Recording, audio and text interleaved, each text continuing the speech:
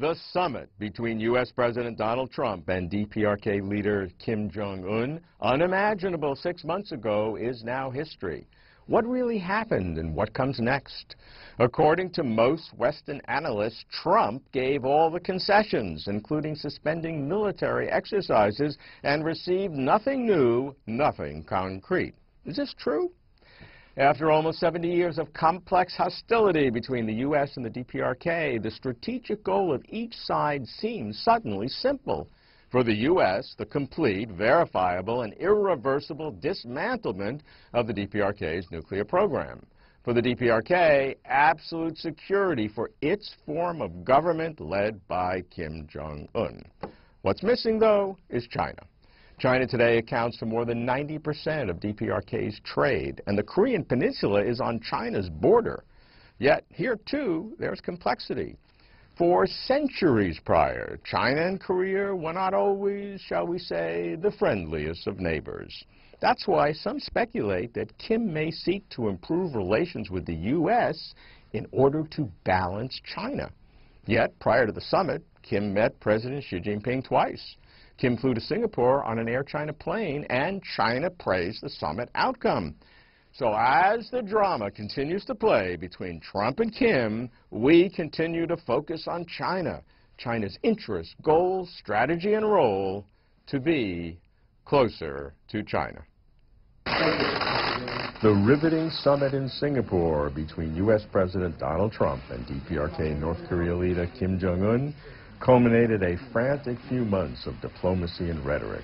In February, at the 2018 Olympic Winter Games in South Korea, the two sides of the Korean Peninsula wove the peninsula flag during the opening ceremony, symbolizing the warming of relations, as did the much-watched meeting between Kim Jong-un and South Korea President Moon Jae-in in April.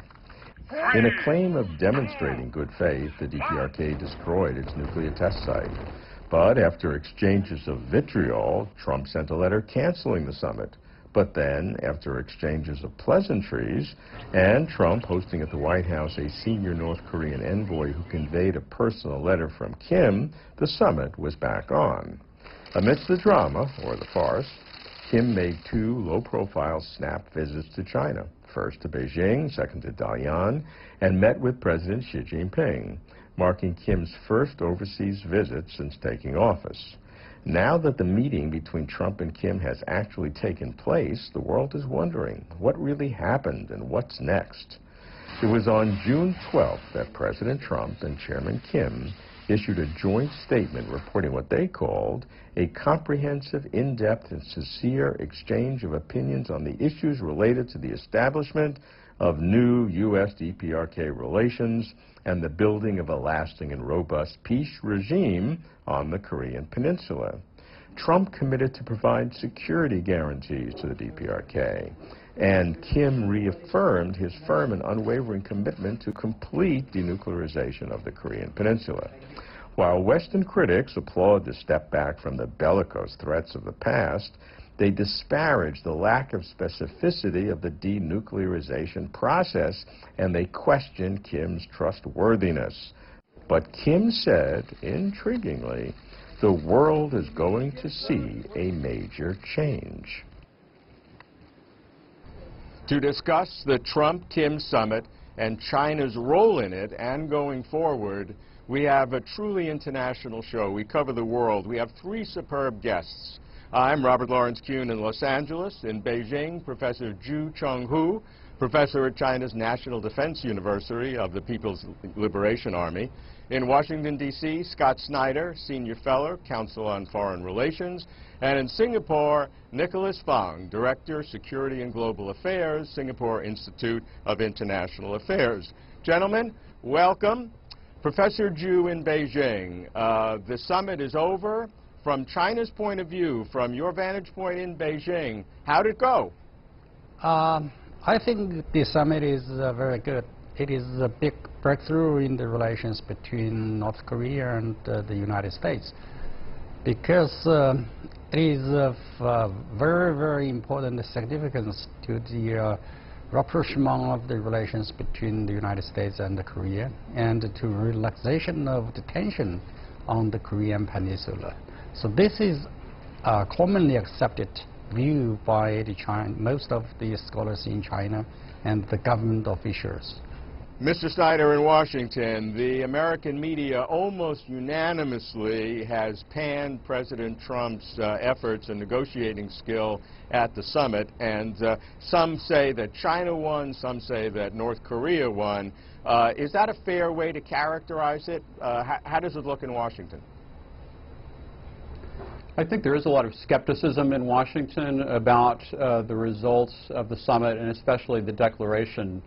But I do think that we need to keep in mind that this was a very symbolic and historic meeting that achieved the objectives of buying time, enabling both sides to assure themselves of a reduction in the risk of military confrontation, and setting a framework for a process that is going to go forward. And so I think the real question is, are we on the right track in terms of achieving the aspirations with North Korea that we would like to achieve? And frankly, I just don't think that we know yet whether the outcome is going to be positive or negative, but we've begun a process. Mr. Fang, in Singapore, on the ground there, Singapore has a unique position not only for the summit, but in general in Southeast Asia and the world. What was the atmospherics like? And now that it's over, what type of residual feelings do you get? Well, I think Singapore was very honored to play a small role as host to this really, really historic summit. And I think that, of course, there was a very, very short lead time building up to, in terms of the preparations. We had about 2 weeks when from the time that the venue was confirmed.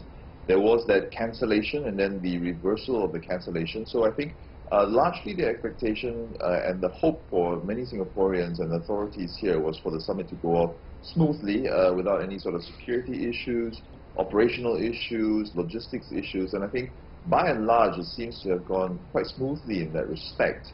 But I think to build on what Professor Chu and Scott were saying just there, I think we have to bear in mind and think back to just a few months ago and where North Korea and the US was in terms of their relationships. There were insults being traded largely through the media and social media. There were threats of nuclear war pretty much. And for them to come together in Singapore, now I know that there's of course criticism about the lack of substance in the agreement, but as Scott was saying, this is the start. And Koreans have a saying which translates to begun is half won. So basically, that possibly the hardest step for any process is getting it started. And I think we certainly got it started off in terms of relationships between President Trump and Mr. Kim. But exactly as Scott was saying, I think we do have to look at the directions that are taken from here on forward. Let's explore the relationship between China and the DPRK, or North Korea. There was a fairly long period of time when it seemed whenever there was an important event in China, there'd be some disruption from the DPRK, a missile test and a nuclear explosion, which seemed to indicate some sort of a fragmentation in the relationship. Some speculated that the North Korean leader, DPRK, was using the summit with the U.S. to sort of counterbalance China. Professor Ju, was there any substance to a divergence between China and the DPRK in the year or so prior to the summit? I think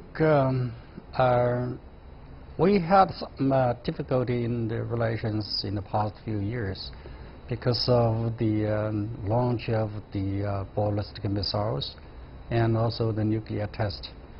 But of course, I think Mr. Kim came to China first, and I think he had very important discussions.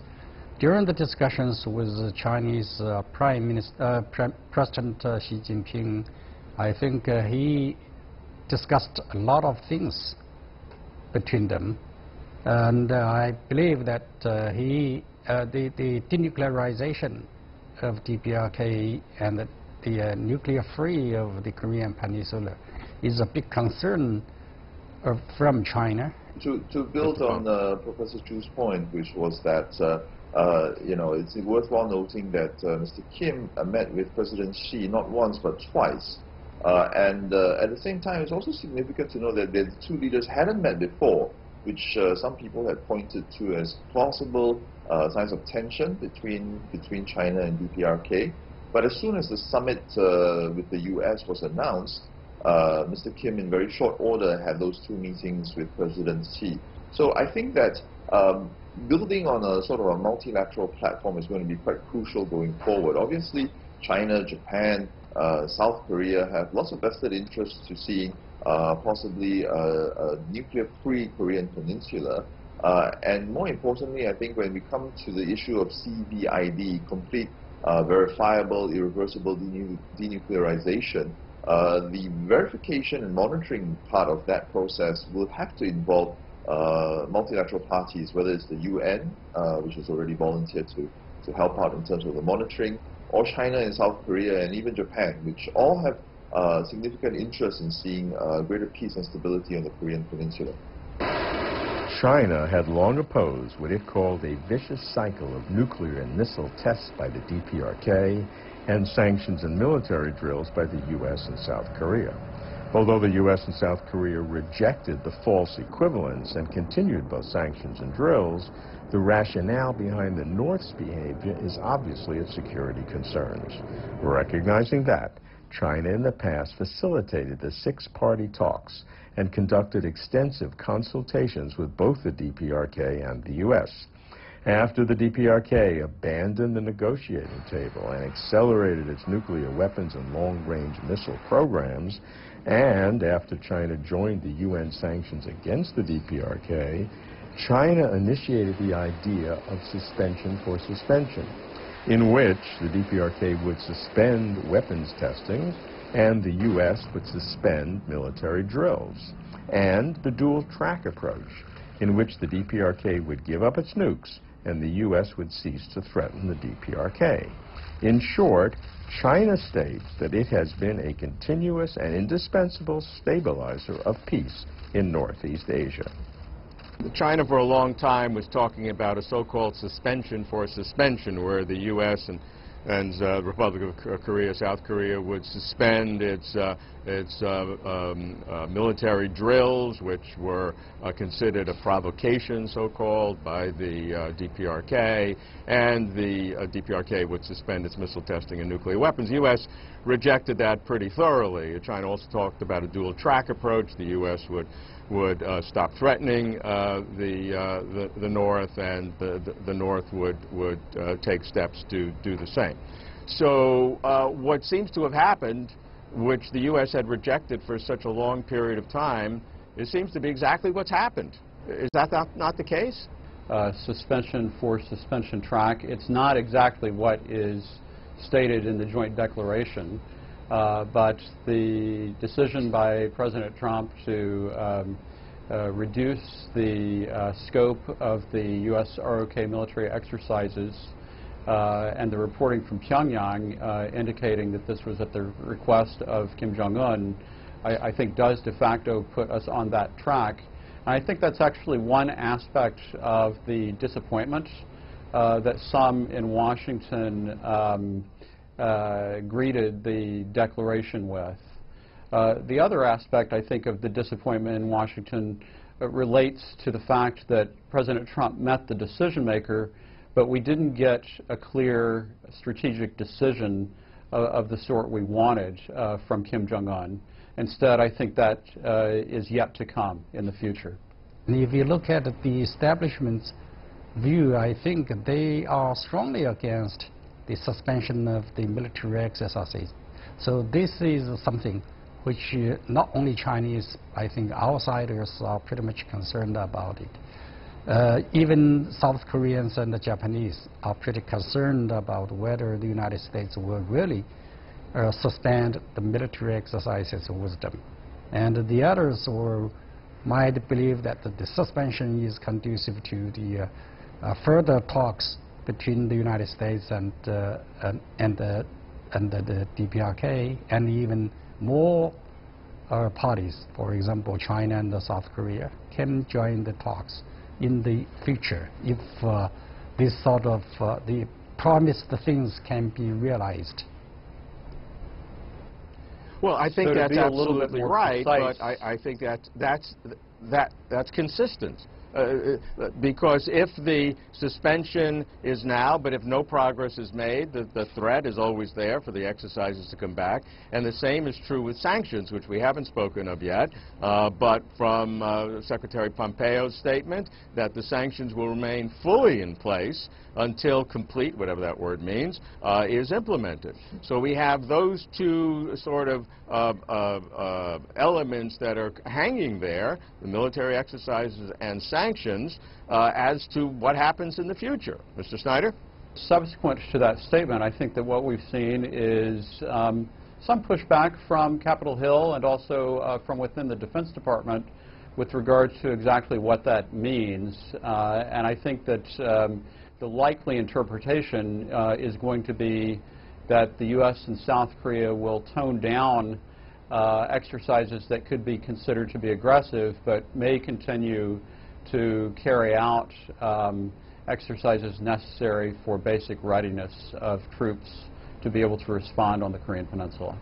What do we expect to be the next step that will be required, particularly from the DPRK? Because we have these two elements. We have the military exercises in some form or another being suspended, and we have sanctions which are not being changed at all, at least from the U.S. perspective. So what will be the expectation? What has to be the next steps, and in approximately what time frame? They will have to do some things. Number one, they have to stop the test of intercontinental ballistic missiles, and I think they have already promised it. And the next one is that they will have to stop and even close the nuclear test sites, which is very, very important and symbolic for their willingness to denuclearize itself.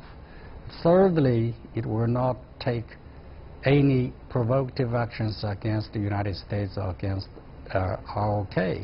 And fourthly, I think DPRK should accept the verification of from the international community. Of course, this will not be realized before the talks between the United States and the DPRK. But I'm concerned about the very next step, because there's a great deal of pressure in Washington that really nothing has changed. Of the four things you mentioned, Professor Ju, the first three sort of already been done even pre-summit. The last one is really the key.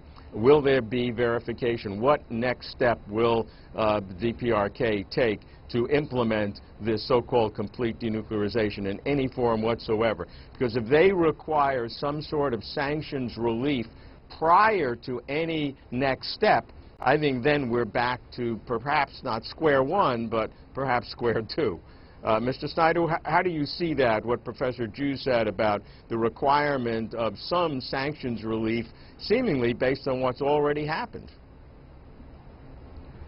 Well, the very next step that President Trump pointed to in his press conference was North Korea shutting down a missile engine testing site in North Korea.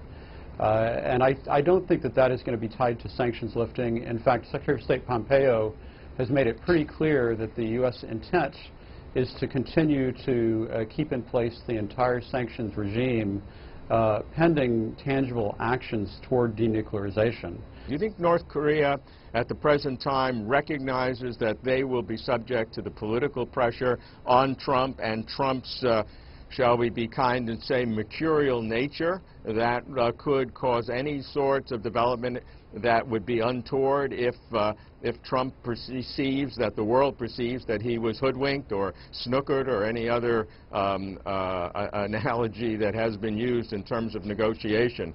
I think that kind of pressure and uncertainty of what Trump will do will be a kind of a hidden pressure point on the DPRK. Mr. Fong, do you agree with that? Yeah, I think President Trump has made it crystal clear his approach to dealing with negotiations. I think the first sort of salvo that he fired was the cancellation of the summit when he deemed some of the comments and rhetoric coming out of Pyongyang as something not to his liking. And then, of course, when he then heard something that he liked, he decided that the summit was back on.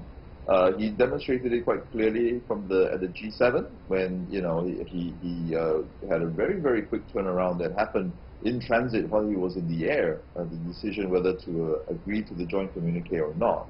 And then when he arrived in Singapore, I think just the night before the summit, he tweeted something that was obviously aimed at his sort of domestic base, where he said, well, to all the critics and to all the haters who thought that I'll never be able to do this, well, you guys are losers, right? So that's very much in keeping with sort of his playing to his base and once again seeking to burnish his domestic reputation with whatever he achieved on the international stage as well. So I think he's made it very, very clear, and I'm pretty sure the North Koreans have got the message that this is a U.S. president who deals with things in a different way compared to what we might have seen in recent years. And I think that they've been trying their best to figure out how to manage that as best as possible. And they know the dangers or the risk of unpredictability when it comes to dealing with President Trump. For President Trump, the desire to push forward is one that is really, he has a political calculation, but also he is changing the framework for thinking about the approach to North Korea, and we really moved into Pyongyang's direction in terms of their point of view in such a way that it raises the question of whether North Korea can take yes for an answer. In a recent DPRK party conclave, the third plenary session of the 7th Central Committee of the Workers' Party of Korea, Kim Jong-un announced that the DPRK will make a transformational breakthrough in economic development under the uplifting long breath slogan, "Let us further accelerate the advance of our revolution by concentrating all our efforts on socialist economic construction." Certainly, it is consistent with President Xi Jinping's call for building a global community with a shared future. With the Korean Peninsula once again reaching a historical crossroads, China once again plays a crucial role. Professor Chu, from China's point of view, what is the ideal long-term strategy for the Korean Peninsula? I think for the Korean Peninsula, one is that the nuclear-free peninsula, this is very important, not only for this part of the world, but also for the whole world. Secondly, it is good for the insistence on the non-proliferation regime. Third, I think it will facilitate the cooperations between the countries in this region. And the third, I believe that the United States can also achieve its own interest. And for China, of course, we welcome this sort of action. And I believe that this time, from the United States, we should see this point, that is, Kim Jong-un is not Kim Jong-un in the first years of his office, because now he has already consolidated his position in his party. He is keen to open to the outside. He is keen to develop its economy. For that purpose, I think he needs the constructive relations with China, with ROK, with the United States, and with Japan. So this is important. I think if the security of DPRK can be secured, I believe that he is willing, he is really willing to give up its nuclear option and give up the development of the intercontinental ballistic missiles.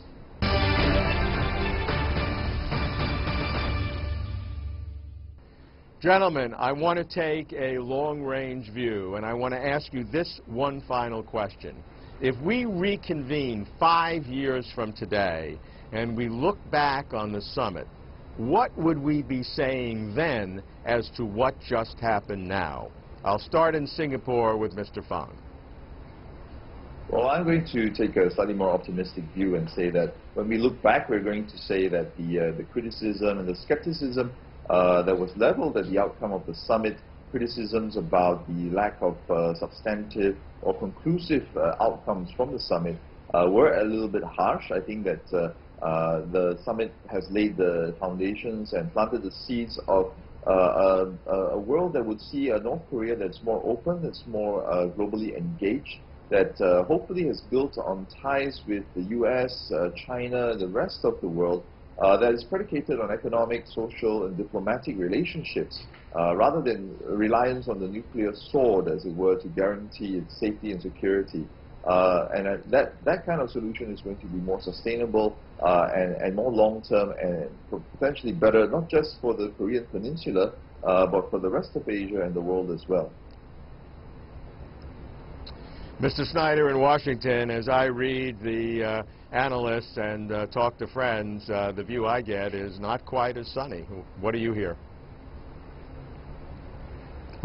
Looking at it from 5 years on, I think that the safe bet would be that this problem is still with us, and that at best we will have contained, but probably not solved the issue of North Korea's denuclearization. I think the problem will not be on the Korean side, DPRK side. I think the problem may come from the United States. It is because if you look at the different voices of the United States, you can see that the process cannot last for very long. I believe that it is very important for all parties to make full use of the window of opportunity.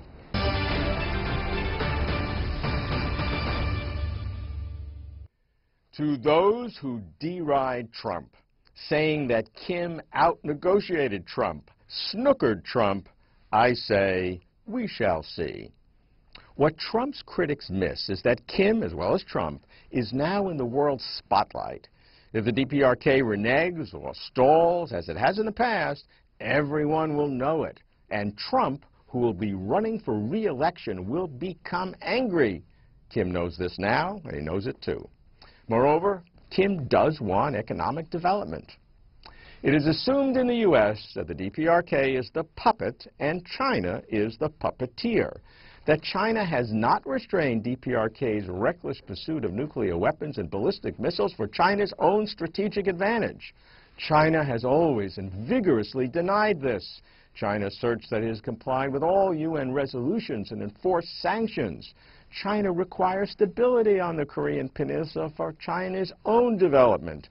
A nuclear-armed reclusive state along its border is hardly in China's interest. China has long called for direct dialogue between the U.S. and the DPRK, which the U.S. has always rejected, but which Trump has now accepted, including, in essence, China's proposal for suspension for suspension. Give China some credit for that. Post-summit, the U.S. focuses, understandably, on complete, verifiable, irreversible dismantlement of DPRK's nuclear program. But this laudable goal may be more the result of success than the cause of success. More fundamental may be the DPRK's required confidence in regime security and a clear roadmap for its economic development, both of which China and only China can provide reliably. Trump and Kim may grab the headlines with their pledges, but China, under President Xi Jinping, can make it real. That's closer to China.